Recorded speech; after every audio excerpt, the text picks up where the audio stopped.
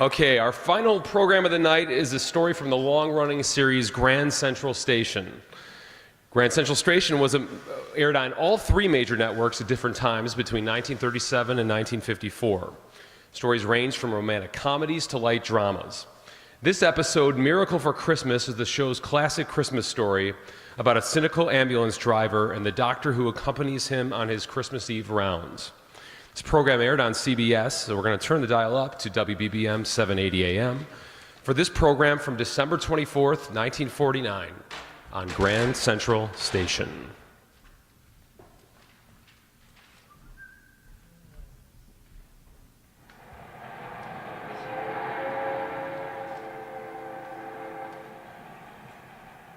From New York, Pillsbury's best enriched flour brings you Grand Central Station.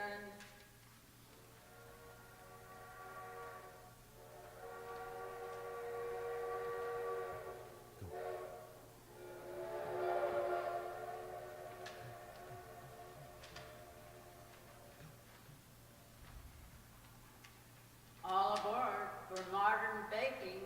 You're on the right track for it with Pillsbury, greatest name in flour. As a bullet seeks its target, shining rails on every part of the great country are aimed at Grand Central Station, heart of the nation's greatest city. Drawn by the magnetic force of its fantastic metropolis, day and night, great trains rush toward the Hudson River, sweep down its eastern bank of 140 miles, flash briefly by the long red row of tenement houses south of 125th Street, dive with roar into the 2.5-mile tunnel which burrows beneath the glitter and swank of Park Avenue, and then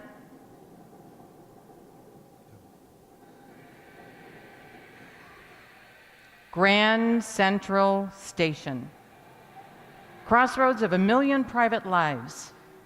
Gigantic stage on which are played 1,000 dramas daily.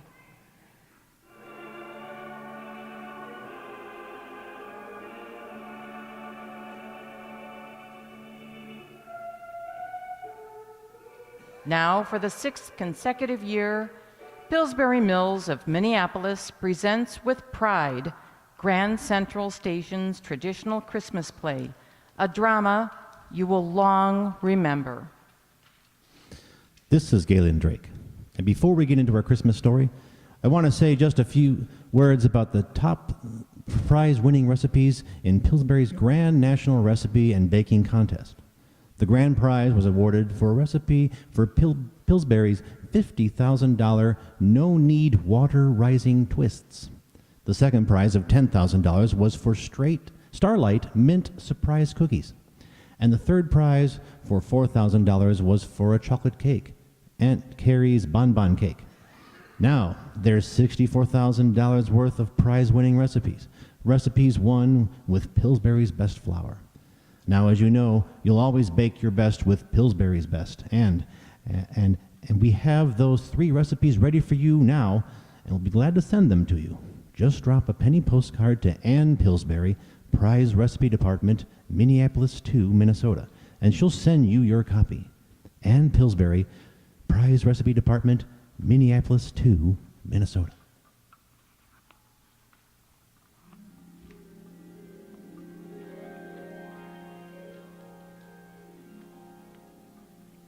After the train from Albany pulled in, no one, not a single person, actually saw the young man with soft brown hair and soft brown eyes come through the gate.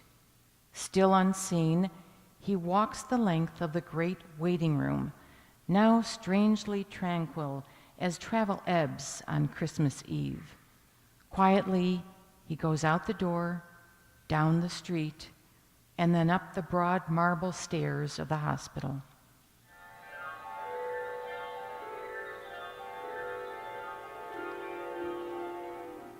When the girl at the switchboard turns to him, What can I do for you, sir? without saying a word, he gives her a card. Oh, She's startled by the name on it and instantly announces him to the hospital superintendent. Dr. Mason is here to see you. Mason? Dr. Mason, who applied for an internship? Yes, Dr. Garrett. It is Dr. Mason from Albany. But that's impossible. Well, shall I ask him about that telegram? No. I'll do it. Send him in, please. Yes, ma'am. Dr. Garrett will see you, sir. First door to the left. Dr. Garrett? Dr. Mason? You are Dr. Mason? I'm sorry that I was delayed, Dr. Garrett. Well, just 10 minutes ago Yes, 10 minutes ago you received a telegram. Why, that's right, from your mother. I know. But man, Why, look at it. It says that you... That I was killed. Do you mind if I tear up that telegram, Dr. Garrett? Well, I don't understand. I was so unnerved by that wire. I counted so much on you being here tonight. Christmas Eve, a night always busy with calls. You are short of interns? Oh, yes. Mason, these are the slums. Walk through block after block, and you won't see a doctor, shingle, not one. The people here are so poor, they know only one healer, the intern and his ambulance. And tonight, night of mercy and goodwill, they would have cried out in vain. Well, now that you've come, I won't have to say to the suffering, Wait! There's only one ambulance tonight, and that's out on call. Wait and suffer. I have no one to send to you because Dr. Mason was killed. It's good that you are here, Mason. It's good. It's good to be here, Dr. Garrett. Well, you'd better get started. Take this slip down to the storeroom, and they will give you a warm sheepskin coat. Thank you. And a pair of mittens. From there, go to the ambulance room. I'll have your driver waiting for you. His name is Mac. My name is Mac. The chief says I drive your crate tonight. Crate? Crate, jalopy, sick buggy, ambulance, take your pick. Oh, I see what you mean. You green interns, you're all the same. The first time you spy our ambulance, your eyes pop wide, like you've seen a heavenly chariot or something. Not me. I've been driving this old baby for 8 rotten years. An ambulance, Mac, is a sacred thing. It is a chariot of mercy. Uh-oh, 2 bells. That's us. Come on, Mason. That's your first call. 234 South Street. 234 South Street. 234 South Street.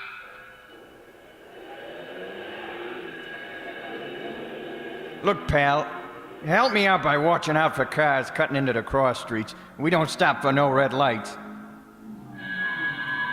Look, Doc, what did I tell you? Watch it or we'll both be killed. Holy cow, you new interns. You're all alike. You're always dreaming. You put on a white coat and pants and your head goes up in the clouds. Why are you so bitter, Mac? Why shouldn't I be bitter?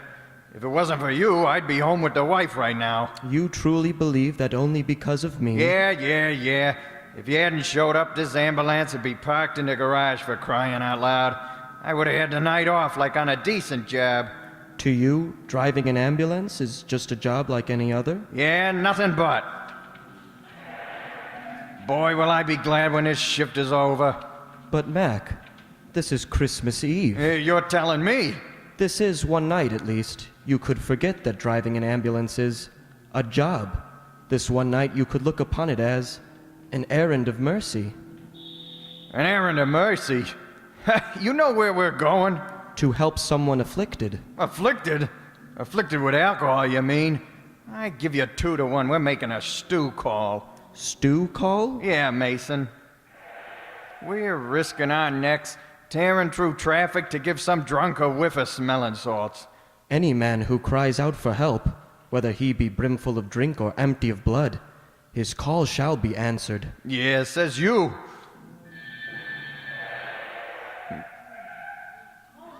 Come on, Mason. Make it snappy. We ain't got all night. What did I tell you? No good drunk. Here's your bag, Doc. Thank you, Mac. I won't need it. But he's out cold, Mason. Come on, give him a whiff of this stuff quick, and we blow. Quiet, Mac. Come now. Open your eyes, sir. He calls the drunk sir. Look, Mason, here's the spirit of ammonia. Hold it under his nose, will ya? That always wakes him up. Quiet, Mac. Come, sir. Open your eyes. Yeah, that's right, Mason. You just talk pretty to him, and he'll open his eyes. Where am I? Where am I? He says. Why is everybody laughing? What's the matter? Nothing. Nothing. Just put your arm around my shoulder. That's it. Now, let me help you stand up straight. There. Now, you feel better? What do you know? Son, I feel all right. I feel fine. My head is so clear. Of course, of course. All you needed was to stand on your own 2 feet, to be strong, be of good cheer. Gosh, Doc, that's sure wonderful medicine you give me. Yeah, so what kind of gag you pulling? He didn't give you no medicine. There was nothing the matter with you. You toss off a beer and you lay down on the street like you're out cold, and we waste an ambulance on you. Why, I got a mind to take a poke at you. That'll be enough, Mac. Tell me, sir, what is your name? Well, if it's all the same to you. Come I'll forget about on. it. Give him your name. He's got to make out his report. Pete Lanton, Doctor. Peter, you won't lose faith again. You will stand up, self-reliant, and you will face life courageously and with new hope. Come on, Mason. We ain't got all night. Let's get going. Doc. Yes, Peter? A Merry Christmas to you, Doc. Thank you, sir.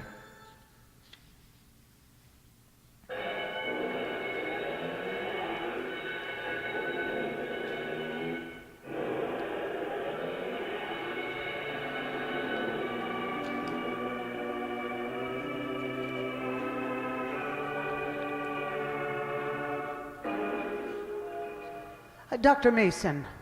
Dr. Mason, I'd like to speak with you. Yes? Mason, Mac tells me that you didn't even open your bag on that first call. No, it wasn't necessary. Well, now, don't misunderstand me, Mason. I can't begin to tell you how thankful I am that you're with us this evening, but... But from now on, I'm not to use suggestion? Or whatever it was you did use. Please follow standard materia medica in treating your cases. You're not offended. Of course not. Well, that's fine, Dr. Mason. That's your call again. 19 Water Street, 3rd floor. 19 Water Street, 3rd floor. 19 Water Street, 3rd floor.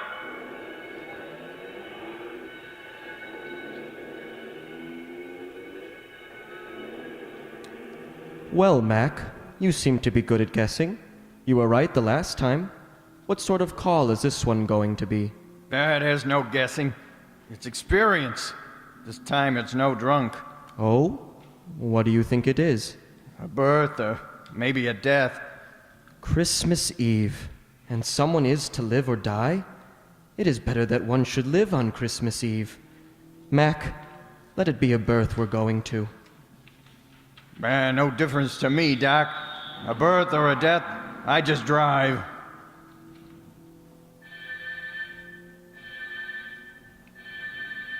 How long have you been doing it, Mac? Huh? Oh, well, like I told you, 8 rotten years, that's how long. What you call 8 rotten years were truly 8 glorious years filled with service to your fellow men. Now, cut the chatter, Mason. This is it. Number 19. This red brick house upstairs. Come on, make it snappy. It's third floor rear.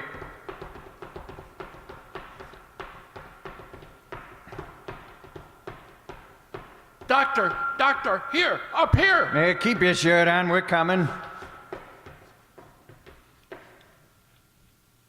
Even if you hurry, doctor, Tears on Christmas Eve, young man. I'm afraid you're too late. Uh-huh. If you thought it'd be a birth, you're wrong, Mason. It sure looks like a... Wait, Mac. Don't say it. Now, perhaps we're not too late. Tell me, how is the mother? She's all right, but our baby, Yes, your baby? crippled. Terribly crippled. We prayed for our child to be born on Christmas Eve. We thought we'd be so happy tonight. Come now, come. No tears, not on Christmas Eve. I'll have a look at the infant. Wait here. Hey, make it snappy, Mason. Doc Garrett's always nervous when all our ambulances are out. It's only 9 o'clock.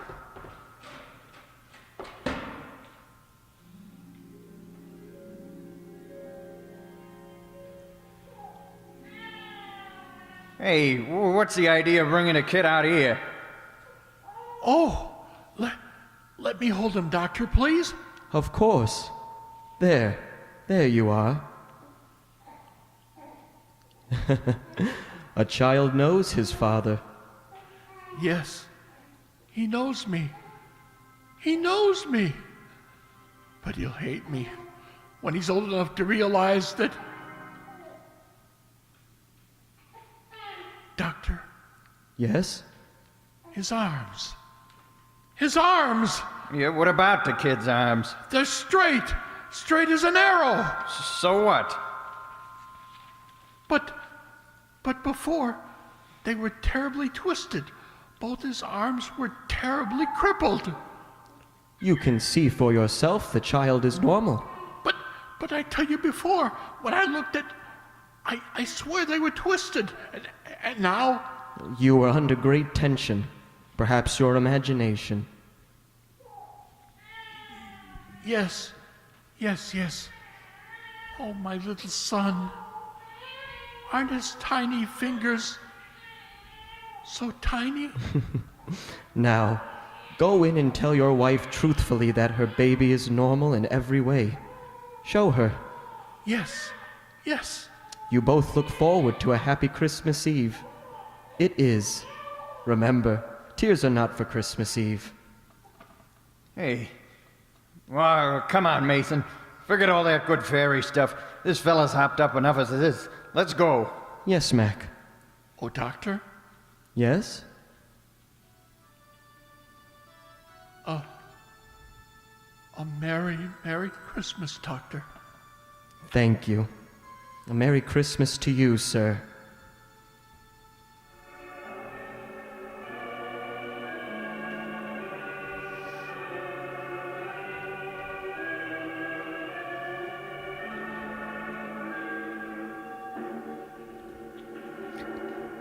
Mason. Dr. Mason. Yes, Dr. Garrett. You've been looking for me? Yes, I... 471 Orchard Street. 471 Orchard Street. Oh, only one bell.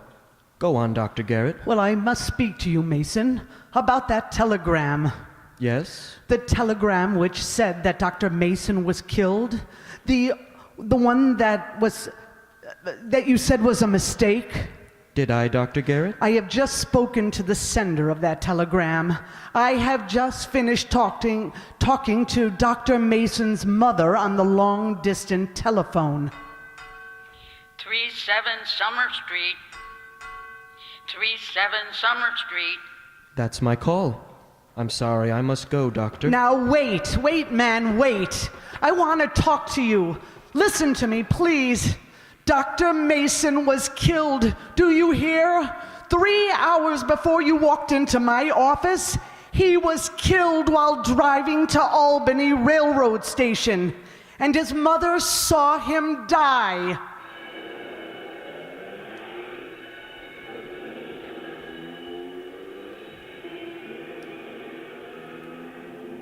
Well, Mac, what is this call going to be? A birth or a death?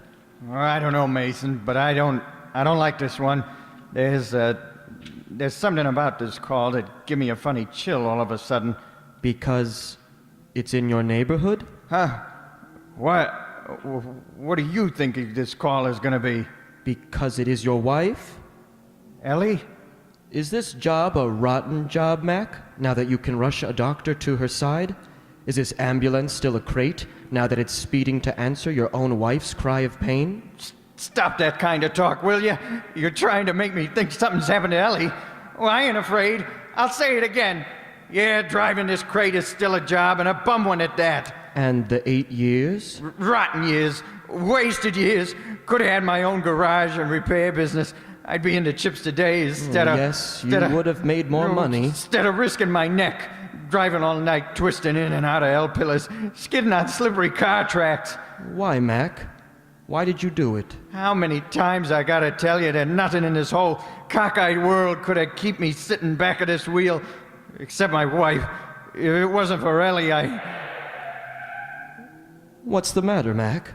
Nothing. I guess that house we just passed, that was ours. And the lights are out. Is that unusual? No, it just means Ellie ain't home. She's probably gone down to the corner as far as the drugstore. Yeah, Ellie walks the dog there every night about this time, and... Yes, Mac? The call we're going to is that drugstore. Yes, Mac. Mason, you got a hunch what it is. Tell me what it is. It is not a birth, Mac.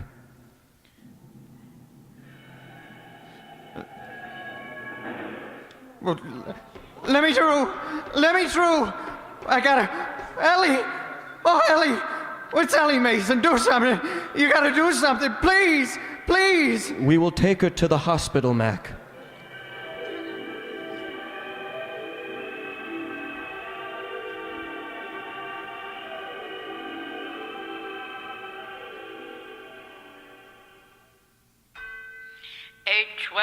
East River Road, 812 East River Road, 812 East River Road. Come, let's get ready. The next call will be ours. Get ready. Yes, you heard. The other ambulance just went out. Are you crazy? My wife is upstairs in the operating room, and you expect me to leave the hospital to go out and drive? There are people who need us, Mac. Our work tonight is not yet finished. But Ellie needs me. What do I care about other people? There are people, Mac, who will cry out for help, as your wife did. We will answer. Oh, not me. I ain't moving. It is Christmas Eve, Mac. Christmas Eve? Oh, what a Christmas present I got. 64 West Street, 64 West Street, 64 West Street. It's our turn, Mac. All right, Mason, but this is my last trip for the night. No, not for the night, forever. I'm through, do you hear? All washed up, for good.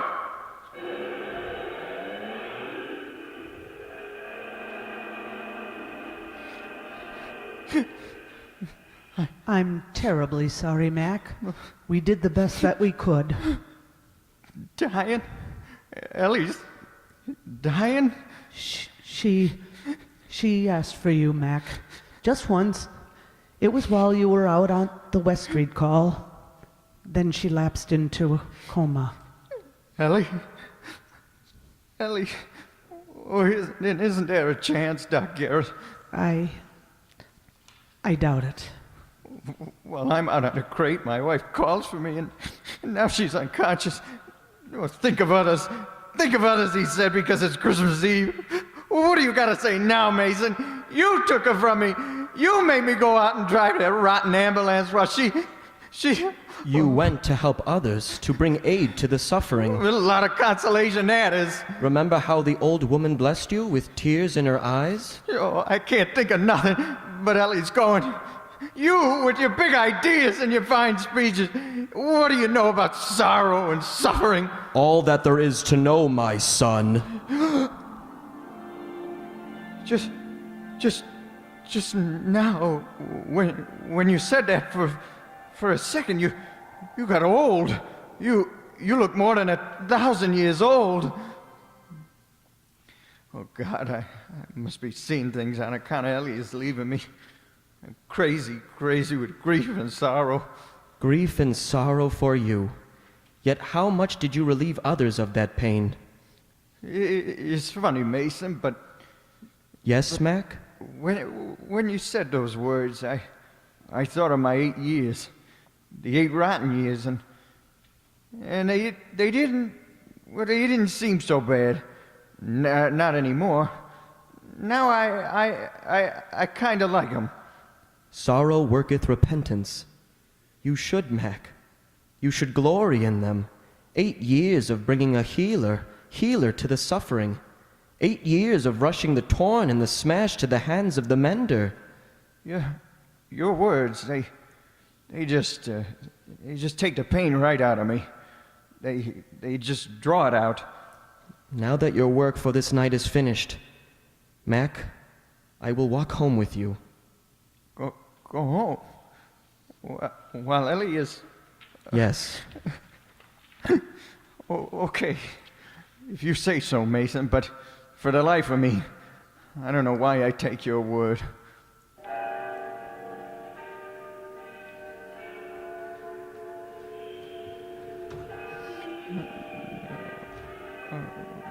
What a break. What a rotten break I got on Christmas Eve. You love her a great deal, don't you? Yeah. Soon it will be midnight. Yeah, Merry Christmas. How did she greet you each night when you returned from your driving? How did Ellie greet her?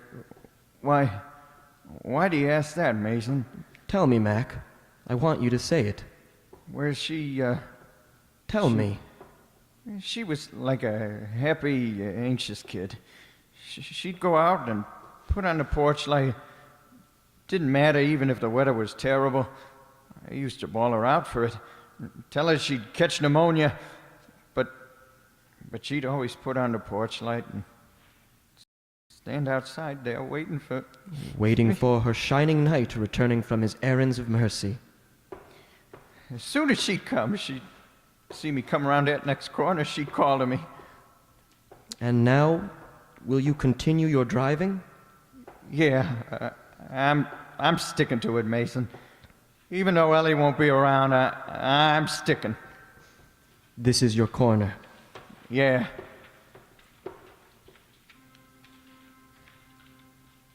Look to your house, my son.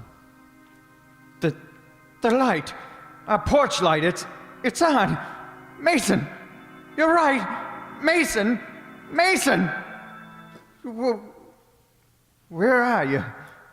Look to your house, my son.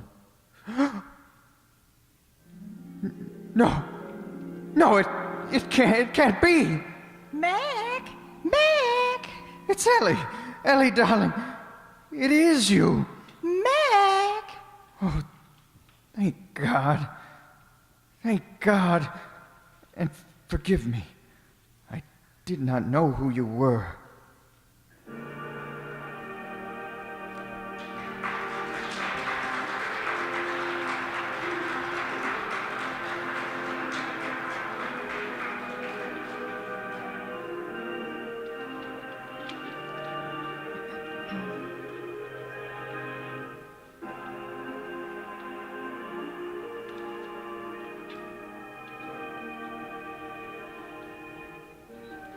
You've just heard the 6th annual Pillsbury presentation of Grand Central Station's traditional Christmas drama.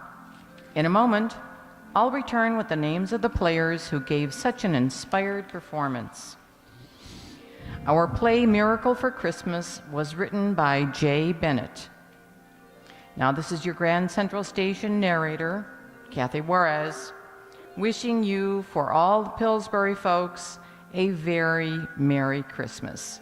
This is CBS, the Columbia Broadcasting System.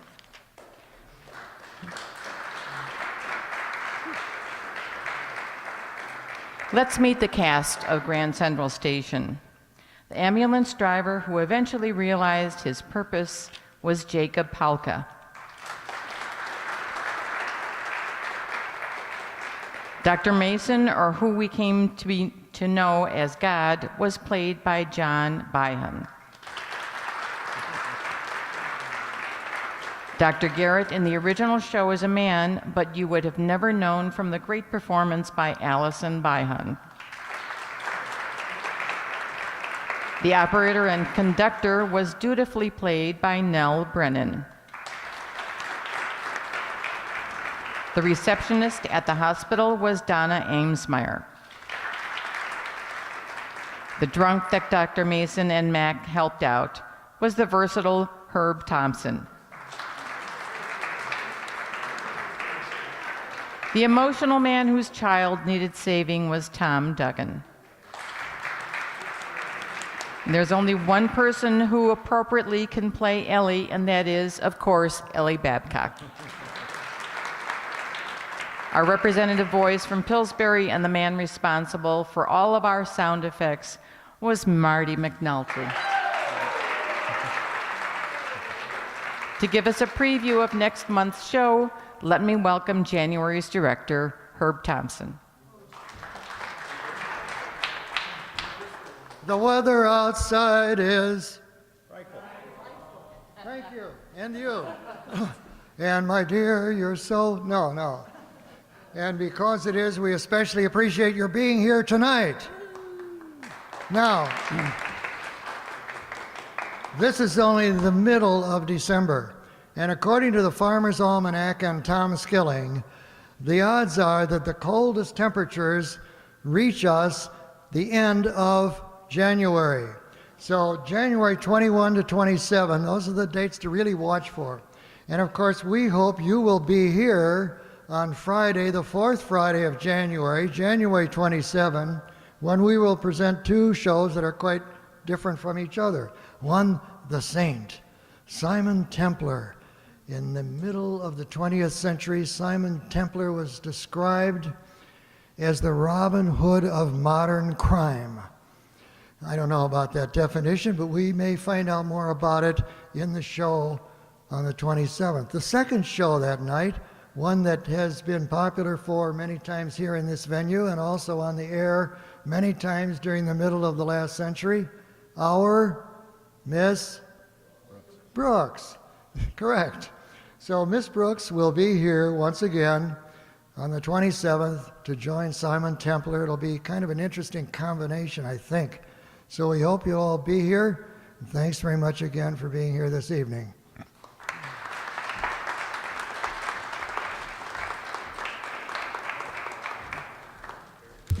That's the versatile Herb Thompson.